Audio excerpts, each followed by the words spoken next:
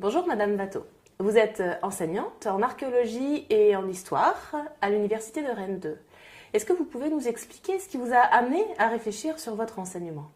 Oui, en fait, j'ai été recrutée en 2013 et j'ai commencé par reconduire, je dirais, le format des cours que j'avais moi-même connu, étudiante ou jeune allocataire, cours magistral suivi de TD où se déroulaient des exposés. Puis très vite, j'ai senti une insatisfaction, j'avais envie de faire évoluer ce format, peut-être pour être plus en phase avec mon jeune public. Mais c'était pas évident pour moi parce qu'en fait, j'enseigne, là pour le coup, je parle d'un enseignement en archéologie médiévale, ce qui n'est pas ma spécialité, pas ma discipline. Donc je ne pouvais pas envisager de tout passer par exemple sur le mode de la classe inversée, parce que sinon j'allais risquer de moi me retrouver en difficulté. Donc il fallait que je trouve des astuces, des manières en fait de faire évoluer ce cours avec cette contrainte-là et avec mon objectif qui était d'introduire plus d'interactivité, en sachant aussi que je voulais que les étudiants vraiment bénéficient d'une véritable initiation puisqu'ils n'ont pas d'acquis sur le sujet, hein, ils sont vierges de toute connaissance dans le domaine. Donc l'objectif c'est vraiment de leur donner un bagage minimal dans ce domaine. Donc voilà, avec ces contraintes et cette insatisfaction, je cherchais des solutions et donc j'ai été aidée en fait par une conseillère en pédagogie qui m'a donné des clés, des astuces, qui m'a aidée à réfléchir sur mon enseignement, sa structuration, les apprentissages, les contenus. Voilà, pour faire une autocritique et des propositions. Très bien. Le processus de construction de cet enseignement repose sur le modèle de l'alignement constructif. La méthode employée pour construire ce cours comprend 4 étapes. Dans un premier temps, l'enseignant met à plat les contenus de son cours. Il clarifie les liens entre les contenus ainsi que l'importance de chacun et le temps qu'il pourra accorder à chaque thème du cours. Cette étape est une première lentille permettant d'identifier le périmètre du cours et de le mettre en adéquation avec le programme de formation et le volume de temps disponible. En second lieu, l'enseignant définit les objectifs d'apprentissage. Il s'agit de ce que les apprenants devraient être capables de faire à l'égard du contenu identifié. Cette explicitation des apprentissages visés permet à l'enseignant d'identifier la nature et le niveau des apprentissages de son cours. L'étape suivante consiste à définir les activités et méthodes d'enseignement qui conduiront à la réalisation des apprentissages identifiés, en veillant à ce que ces méthodes soient bien alignées avec les résultats attendus. Enfin, la dernière étape consiste à évaluer l'atteinte des apprentissages visés en choisissant des modalités d'évaluation adéquates permettant de récupérer des preuves des apprentissages opérés. Madame Watteau, pouvez-vous nous expliquer comment vous avez, dans un premier temps, clarifié en fait, le périmètre de vos contenus à enseigner?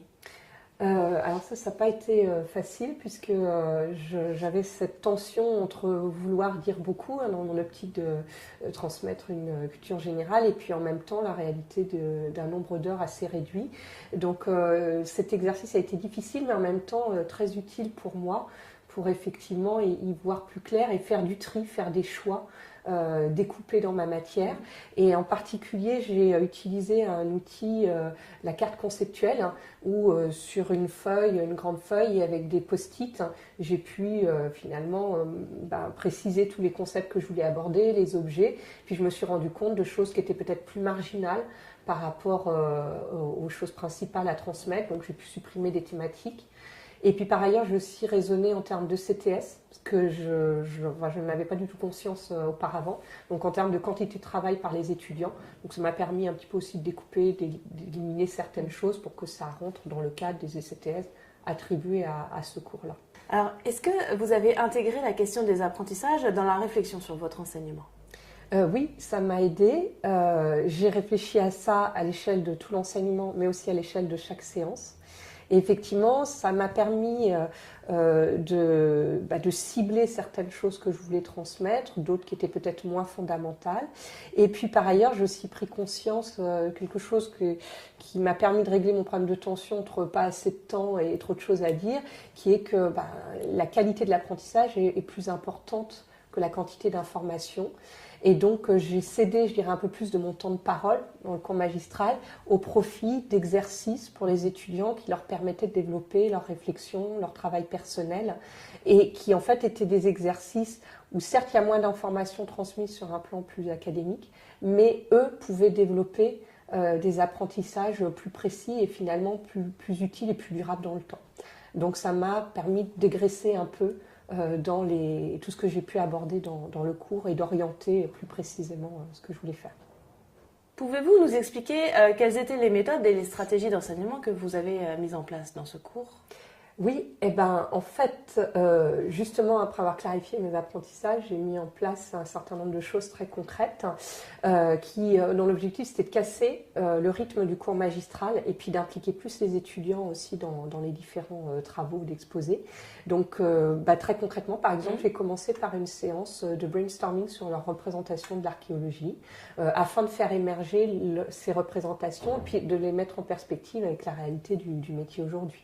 Au sein de mes cours, j'ai inséré beaucoup plus des petites vidéos qui sont autant de séquences qui viennent illustrer un point particulier de manière plus vivante, sur lesquelles je les dirige par aussi quelques questions. J'ai mis en place également quelques séances sur le modèle de la classe inversée, là où c'était judicieux et où je pouvais le gérer en fonction de mes compétences. J'ai fait aussi toute une série de petits travaux en groupe avant chaque exposé, en prenant un document de l'exposé qui allait suivre et en les faisant travailler en groupe dessus. Donc ça leur permettait de travailler sur des documents très concrets, de développer certaines compétences par rapport à ces documents et puis aussi de sensibiliser à l'exposé qui allait suivre pour développer une écoute active. Parce que souvent l'étudiant est un peu passif quand il écoute ses camarades. Donc ça, j'ai trouvé que ça marchait plutôt bien. Et puis j'ai aussi testé plus traditionnellement la série de questions en amont d'un exposé pour aussi développer cette écoute active et leur faire prendre conscience que même au sein d'un exposé, il y a de l'info générale qui peut leur servir. Donc tout ça, je l'ai mis généralement, ce n'était pas tout en même temps sur une séance, évidemment, ça dépend des séances, mais j'ai un peu joué sur toutes ces astuces-là pour que ça soit plus interactif et plus intéressant pour eux et pour moi. Très bien. Est-ce que ça signifie, autrement dit, que vous avez intentionnalisé et que vous avez mis ça en rapport avec les apprentissages que vous visiez en fait dans ce cours? Comment vous avez fait? Alors, je l'ai intentionnalisé, c'est vrai, à mon échelle. C'est-à-dire que moi, j'ai pensé pour chaque séance, en fonction effectivement des objectifs d'apprentissage, qui étaient les idées principales que je voulais transmettre, les compétences que je voulais développer, j'ai pensé l'exercice ou la petite astuce en fonction de cela. Et à chaque fois que j'ai donné l'exercice ou que j'ai inséré telle chose, je leur ai dit pourquoi je le faisais. Quelle méthode d'évaluation avez-vous mise en place ? Alors, au niveau des méthodes, c'est assez classique puisque j'ai un exposé par étudiant, un compte-rendu de lecture et un devoir sur table à la fin qui vient entériner l'ensemble du semestre. Par contre, la réflexion sur les modalités d'évaluation m'a été utile pour repenser d'une part le devoir sur table. Je l'ai pensé en termes d'adéquation des questions avec les objectifs d'apprentissage. Donc là, je pense que j'étais plus cohérente avec tout ce travail sur les objectifs d'apprentissage. Je l'ai pensé aussi en termes de progressivité de la difficulté, c'est-à-dire qu'il y avait une rubrique définition pour du savoir basique plus scolaire, une rubrique question de synthèse qui leur permet de faire appel à des choses différentes dans le cours, mais à tester leur capacité à les associer, et puis une rubrique plus analytique et interprétative à partir de documents. Donc ils avaient de toute façon déjà travaillé ce type de compétences au fur et à mesure du cours. Donc voilà, je n'ai pas ciblé sur un type en particulier de compétences ou de maîtrise du sujet, mais je l'ai pensé à plusieurs niveaux. Donc ça, j'étais plutôt contente d'arriver à une sorte d'objet un peu hybride, mais qui permette finalement de donner sa chance aussi à tous les types d'étudiants, à tous les profils d'étudiants, les plus peut-être basiques scolaires et puis ceux qui sont un peu plus autonomes sur la documentation.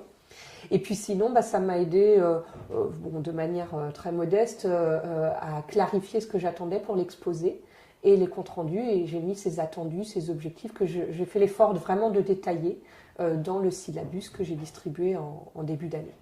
Comment est-ce que vous faites pour communiquer vos attentes ou expliquer aux étudiants vos modalités d'enseignement ?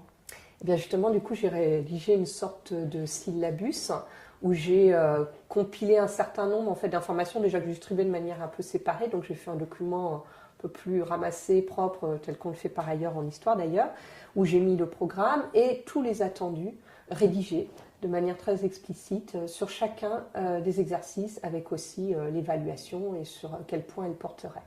Et j'ai également mis des documents qui sont vus en cours, des documents graphiques sur lesquels les étudiants allaient être amenés à travailler, donc pour en faire un outil pour eux, des mécoms qu'ils doivent toujours avoir avec eux parce qu'ils vont travailler dessus, c'est leur base. Il y a la biblio évidemment, n'en parlons pas.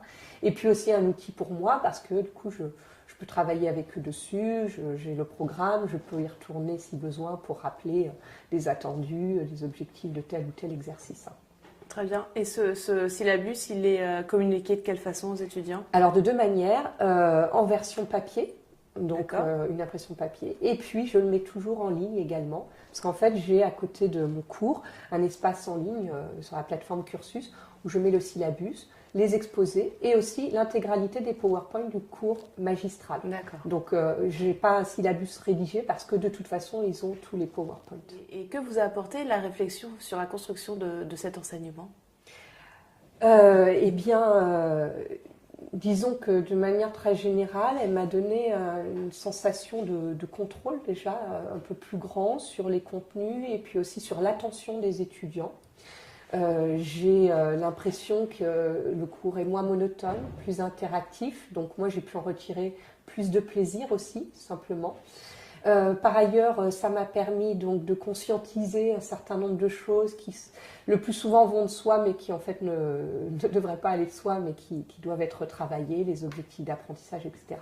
Et j'ai pu faire cette évaluation aussi au fur et à mesure grâce à un journal de bord, par exemple, que j'ai rédigé séance après séance, où je mettais par écrit les objectifs d'apprentissage, le dispositif pédagogique, un peu pompeux pour dire en fait toutes ces astuces dont je vous ai parlé, et puis intégrer aussi mon propre feedback, ce qui a marché, pas marché, etc. Donc voilà, concrètement c'était un outil de contrôle pour moi sur mon enseignement, pour progresser et puis avoir du recul dessus, me sentir vraiment maître, quoi, et pas avoir toujours l'impression que la chose m'échappe parce que les étudiants sont passifs, regardent ailleurs, notent peu, enfin plein de choses qu'on peut regretter. Donc voilà, à l'échelle globale, c'est cette sensation de plus de contrôle, plus de plaisir. Je pense qu'il y a moins d'ennui du coup dans le cours. Et au niveau des étudiants, je ne sais pas ce qu'il en est au niveau de leur niveau, mais ce qui est sûr, c'est que je crois réellement que c'est plus durable, les compétences qu'ils ont acquises. Je pense que j'ai développé des compétences peut-être plus identifiées et plus durables dans le temps. Je vous remercie beaucoup d'avoir répondu à ces quelques questions. Avec plaisir.